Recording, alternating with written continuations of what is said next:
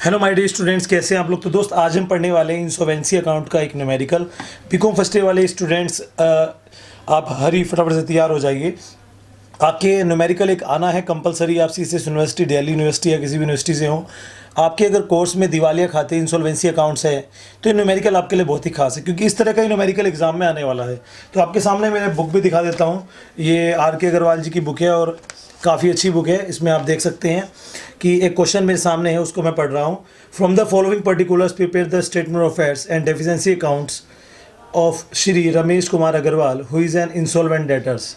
Guys 2000 आप कुल मिलाकर अभी 13 में इंसॉल्वेंसी और बैंकरप्टी एक्ट में कुछ बदलाव आया है, तो उस बदलाव को समझते हुए इस क्वेश्चन को हम समझेंगे। मैं आपको बताना चाहता हूँ, अभी मैंने इससे एक लास्ट वीडियो बनाई थी, वो आप जाके, मैं उसका आई बटन पे लिंक दे दूँगा ऊपर, आप जाकर उसे देख सकते हैं। उसमें मैंने बेसिक बताया है इंसॉल्वेंसी अकाउंट्स का। उसके बाद मैं न्यूमेरिकल करा रहा हूँ, मैं डायरेक्ट न्यूमेरिकल नहीं करा रहा हूँ। तो अगर आप बिल्कुल अननोन है इससे, तो आप पहले जाकर उस वीडियो को देख लीजिए, उसके बाद ये वीडियो आप देख सकते हैं। ठीक है दोस्त, इसमें भी दो चीज़ बनानी होती है। एक तो बनाना होता है स्टेटमेंट ऑफ अफेयर्स और एक बनाना होता है डेफिशिएंसी अकाउंट। ये दोनों आज हम सीखेंगे। जो स्टेटमेंट ऑफ अफेयर्स होता है जस्ट लाइक बैलेंस शीट होता है, उसमें कुछ हेड्स होते हैं, उनको मदे को समझने वाले हैं। तो बुक भी आपके सामने रखता हूँ और कॉपी आपके सामने रखूँगा, और अगर आप इसका स्क्रीनशॉट लेना चाहें तो स्क्रीनशॉट ले सकते हैं। ठीक है जी। चलिए, सबसे पहले हमें एक वो बनाना है कॉलम्स। तो सबसे पहले मैं कॉलम बनाता हूँ, उसके बाद आपको दिखाता हूँ कि फिर कैसे हम इसे कर सकते हैं। ठीक है जी स्टूडेंट, आपके सामने एक कॉलम आ गया। आप देख सकते हैं आपके सामने जो कॉलम बने हुए हैं ये काफ़ी खास हैं। तो स्टेटमेंट ऑफ अफेयर्स आपके सामने है। इसमें एक तो पहला कॉलम होता है ग्रॉस लायबिलिटी। इसका कोई फ़ायदा नहीं है, बस इसका जस्ट फॉर नॉलेज है कि इसमें मर्दे रखती हैं, यूज़ कोई नहीं है। यूज़ होता है लायबिलिटी। लायबिलिटी में 4 लिस्ट आती है, list A, list B, list C, list D. कौन कौन सी होती है उनको आप समझेंगे। एक्सपेक्टेड टू रैंक में उसकी वो अमाउंट जो वास्तव में हमें पे करनी है वो आती है। एसेट्स में list E, F, G, H for इसमें हम डेफिशिएंसी लेते हैं, तो ये सारी आती हैं। और इनकी दो वैल्यू हो सकती है। जैसे हर एक, जैसे आपके पास फर्नीचर है, आपके लिए 10,000 रुपये का है, लेकिन मार्केट में जरूरी थोड़ी है उसके 10,000 मिलेंगे। सपोज उसके 8,000 मिल रहे हैं, 9,000 मिल रहे हैं। तो ये होता है गाइस उसका कुल मिलाकर एस्टिमेटेड टू प्रोड्यूस। तो ये भी काफ़ी अच्छा टॉपिक है, इसको आप अच्छे समझेंगे तो आपको डेफिनेटली सब कुछ समझ में आएगा।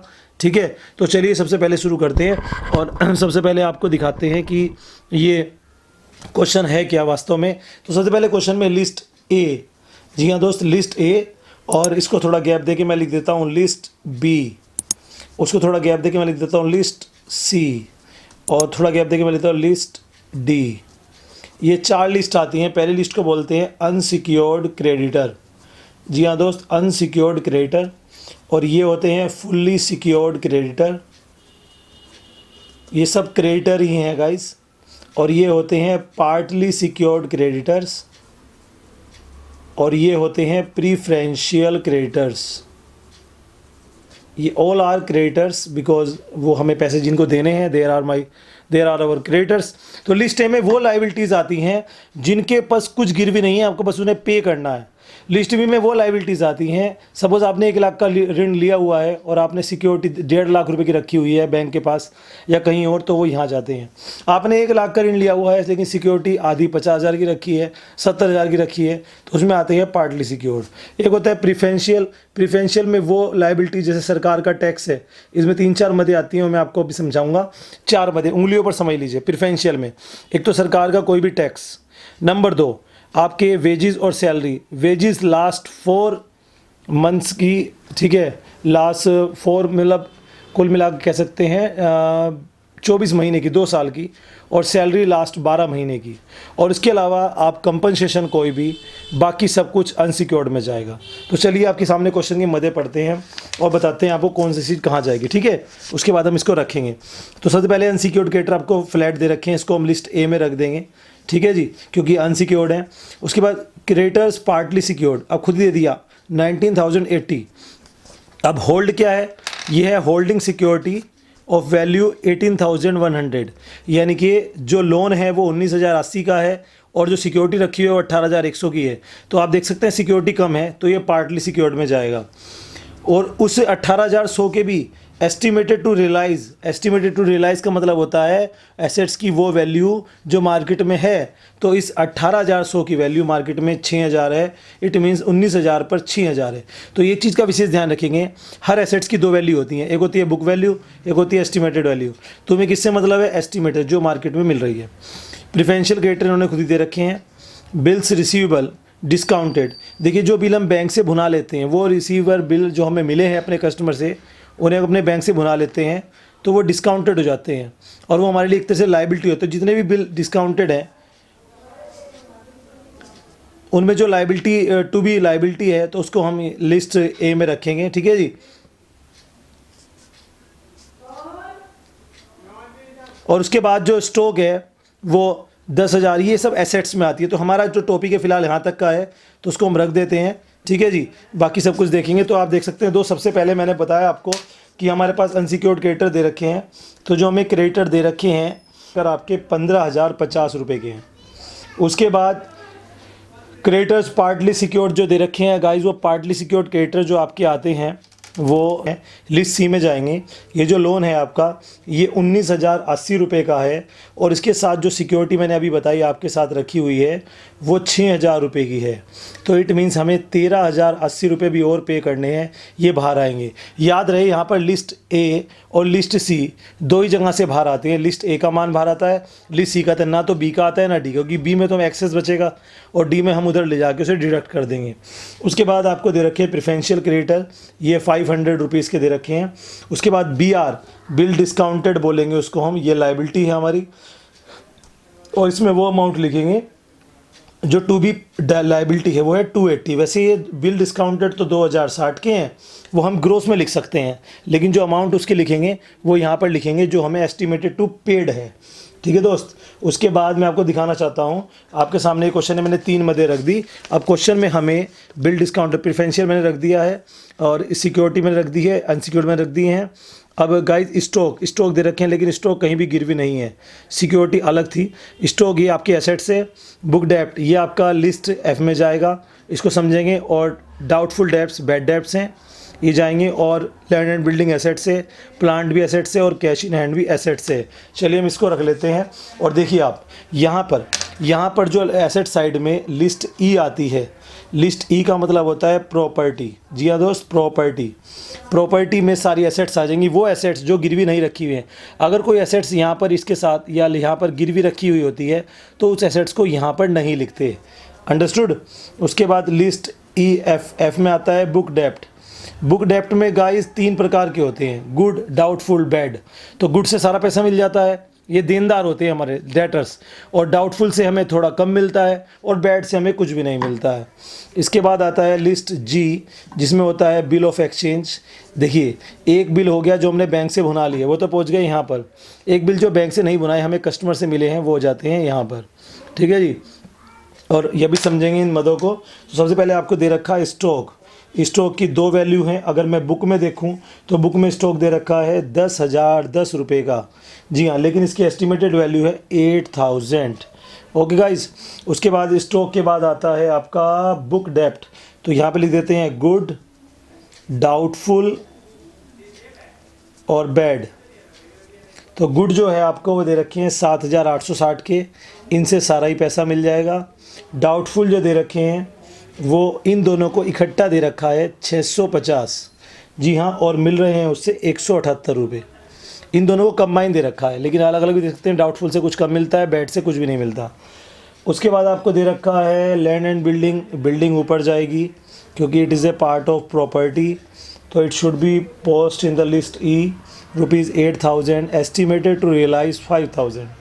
उसके बाद plant and machinery, G plant and जो मशीन है आपकी वो ₹12,500 की है और इसकी एस्टिमेटेड है 5,500। उसके बाद कैश इन हैंड, बड़े शर्म की बात है, कैश इन हैंड के पास 2 रुपये है, तो 2 रुपये का 2 रुपये आपके पास मिल जाता है। ये सारी मदें मैंने रख दी, ठीक है जी। अब देखते हैं कुछ और भी है क्या, और फिर एक एक लिस्ट को बंद करेंगे। यहाँ पे कुछ नहीं है, ये सारा पोर्शन आपका क्लियर हो चुका है, ठीक है जी।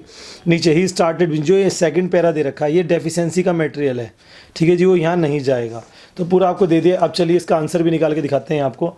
सबसे पहले लिस्ट इसे जोड़ लीजिए और ये बाहर आ जाएगा, ये आ जाएगा 15,330, ठीक है जी। लिस्ट इसमें कुछ नहीं आएगा, इसमें लिख देंगे यहाँ पर डिडक्ट एज पर कॉन्ट्रा।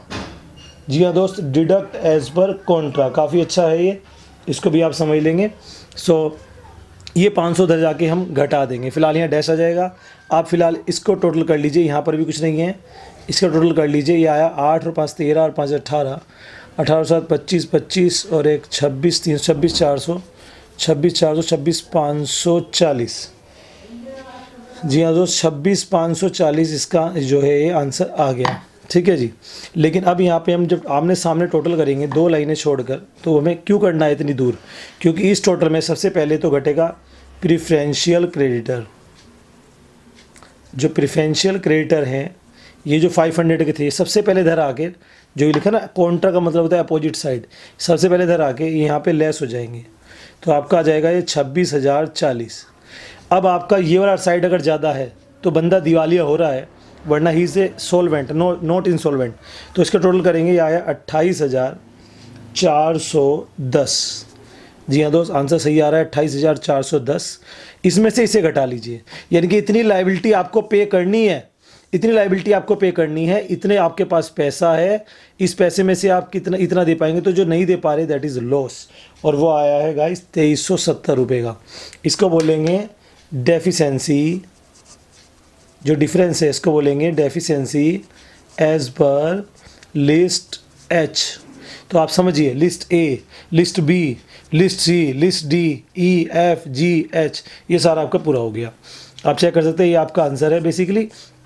अब हम चलेंगे, अब हम जो बनाने वाले हैं वो है गाइस डेफिशिएंसी अकाउंट। अब जो डेफिशिएंसी अकाउंट है, ये जस्ट मिलान करने के लिए होता है कि बंदा सही बोल रहा है या झूठ बोल रहा है। ठीक है जी। इसकी 2 साइड आप देख पा रहे होंगे। इस साइड तो लिखते हैं सारे प्रॉफिट्स, मैं आपको बता देता हूँ शॉर्टली। यहाँ पे लिखते हैं सारे लॉसेस। चलिए, कई प्रकार के प्रॉफिट लॉस, जैसे एसेट्स है, यहाँ पे कितने की थी, कितने इसमें से मिले, वो इसका लॉस हो गया। जैसे 8,000 की थी, 5 महीने 3,000 का लॉस हो गया। बिल डिस्काउंटेड है, ये आपका लॉस हो गया। तो ये सारे लॉस ही सारे कैटेगरी में आते हैं। तो इधर कैपिटल आती है, कैपिटल का इंटरेस्ट आता है, इधर ड्राइंग्स आता है, ड्राइंग्स का इंटरेस्ट आता है। तो देखिए आपके सामने यहाँ पर कुछ मदें दे रखी हैं, मैं इन सब मदों को उठाकर यहाँ पर रखने वाला हूँ। जैसे कैपिटल है, ये इधर जाएगी, और कैपिटल पे इंटरेस्ट है वो भी इधर जाएगा, प्रॉफिट इधर जाएगा, लॉस उधर जाएगा। ठीक है जी। अब एक उसकी होती है एक होता है ना स्पेकुलेशन, जिसको हम सट्टा कहते हैं, उसका लॉस वगैरह भी, वो भी सब इसमें ही जाता है। तो कैपिटल जो दे रखी है यहाँ पर बेसिकली, वो आपको दे रखी है 25,000 रुपये। जी हाँ, और लिखा है the trading result after charging interest on capital 1,000 per year. और इसने जो अपना बिजनेस स्टार्ट किया था वो 5 साल पहले किया था। तो हम जिसका इंटरेस्ट होता है उसमें ही जुड़ता है। तो इंटरेस्ट ऑन कैपिटल जो है वो 1,000 रुपीज़ पर ईयर है। तो 5 साल इसको कितना वो लगाया इसने, 5,000। उसके बाद दे रखा है resulted in A profit of 6,200, यानी कि प्रॉफिट ऑन बिजनेस इसको जो हुआ है वो हुआ है 602 रुपीज़ का। और for the first year and loss, जो रेगुलरली लॉस हुए हैं, जिसे हम बिजनेस लॉस कह सकते हैं, वो इसके रेगुलरली हुए हैं अलग अलग, जैसे सेकेंड ईयर में, थर्ड ईयर में, फोर्थ ईयर में। ठीक है जी। और जी हाँ, सेकेंड, थर्ड, फोर्थ, फिफ्थ, चारों साल लॉस हुआ है 370 रुपये, 450 रुपये, 500 रुपये और 700 रुपये, ये इसको लॉस हुआ है। इसके अलावा दे रखा है हिज ड्राइंग्स, जो इसका ड्राइंग्स है वो आपको दे रखा है गाइस, वो है आपका 900 पर मंथ, और 5 साल तक इसका बिजनेस रहा, तो ये हो गया 4500। ठीक है जी। उसके बाद उनका लॉस भी आया है, लॉस ऑफ स्पेकुलेशन, स्पेकुलेशन कहते हैं सट्टे को, स्पेकुलेटिव लॉस, ये आया है आपका 1590 रुपये का। ठीक है जी, मैंने सब लिख दिया है। और अब क्या करना है, एक आता है जिसको हम बोलते हैं रियलाइजेशन लॉस। जी हाँ दोस्त, रियलाइजेशन लॉस ये कौन होता है, जैसे एसेट से ऊपर, जैसे स्टॉक है, स्टॉक कितने का है, स्टॉक है आपका 10,010 का, लेकिन मिले 8, तो इस आपका स्टॉक से आपको लॉस हुआ है गाइस 2,010 रुपये का। बिल्डिंग से आपको लॉस हुआ है 3,000 रुपये का। प्लांट से आपको लॉस हुआ है गाइस 7,000 रुपये का। और बिल डिस्काउंटेड से लॉस हुआ है आपको 280 रुपये का। और ये सारा लॉस, एक लॉस और हुआ है, जो एसेट्स थी गिरवी रखी थी, इसकी वैल्यू एक्चुअल में 18,100 थी, लेकिन 6 मिले, तो 12,100 का लॉस एक और हुआ है, तो ये सारा लॉस आप जोड़कर इधर लिख दीजिए। जो भी एसेट्स आपकी जितनी की थी जिससे कम मिले वो उसका लॉस होता है। 12 तो 14, 3 17 7 24, 24,390। अब ये जो डेफिशिएंसी आई थी इसको इधर रखेंगे। अब आपका ये लेजर अगर बराबर होता है तो समझिए आपका क्वेश्चन सही है, अदरवाइज आप गलत हैं। 25 और 5 30 और 2 32, 32,972। जी हाँ दोस्त, 32,972 जो है आ रहा है। इसको भी टोटल कर लेते हैं। एम आई राइट और रॉन्ग, लेट मी चेक। 24 और 1 25 और 4 29, 30 30 31 31, 32,200, 32,320, 32,320। एक सेकंड, एक लॉस और रह गया। कौन सा रह गया? जी हाँ, ये आपको डाउटफुल से भी तो लॉस हुआ है ना, कितने का हुआ है ये भी लिख दीजिए। आपको देखिए डेटर्स 650 कितने मिले थे, 178, यानी कि 150 गए तो बचे आपके 528 गए तो 472 का लॉस ये भी है। तो ये हो गया 2 आपका, ठीक है जी। 9 और 7 16, 16 और 9 25, 25 और 12 37, 3 3 6 4 10 5 15 7 22 10 32, 32 और 7 39, यानी कि 3 फिर हो गया 7 और 1 8, 24 और 8 32। तो आपका क्वेश्चन आपके सामने है दोस्त।